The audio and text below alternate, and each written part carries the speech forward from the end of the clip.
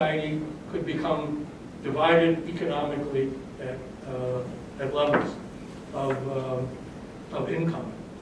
And the big problem is a world of 9 to 10 billion people is how do you provide jobs for all the people who want a job and need a job?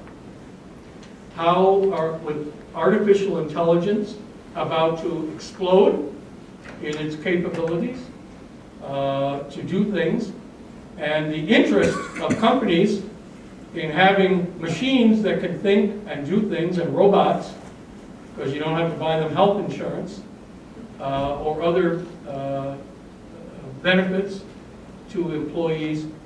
How are we going to employ people, particularly people who do not have education in areas of STEM? So I think we would be wise to find the funding to provide free junior college or community college education.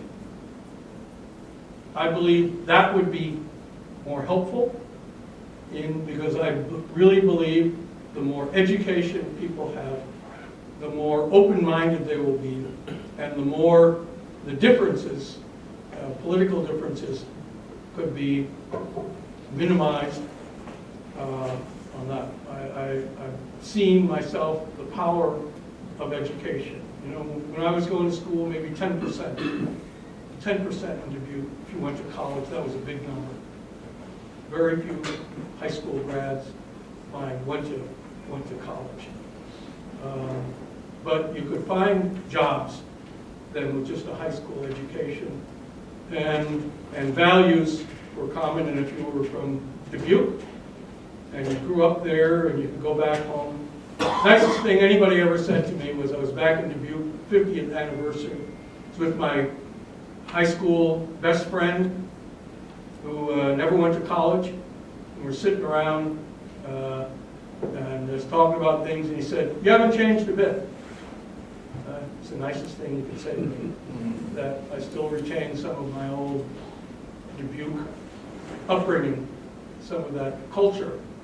So if we live in two worlds, there's not going to be the ability to do that.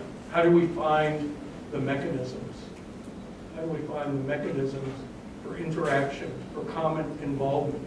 Some of it used to be, I think, in church, religious services, religious experiences. I don't know how many people still do that, how much of an impact that is. It's a real challenge, President Quinn, a real challenge, how to ensure that we don't allow the divisions to be too great. Because for sure, people don't have an income and don't have a wherewithal.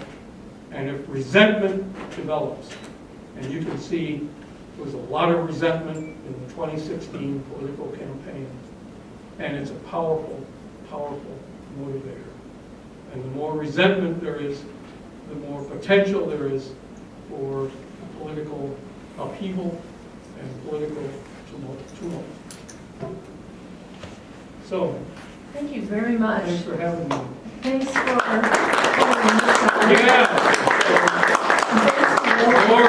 More Grinnell students to the World Food Prize for internships, and particularly if they're like Will Hamilton.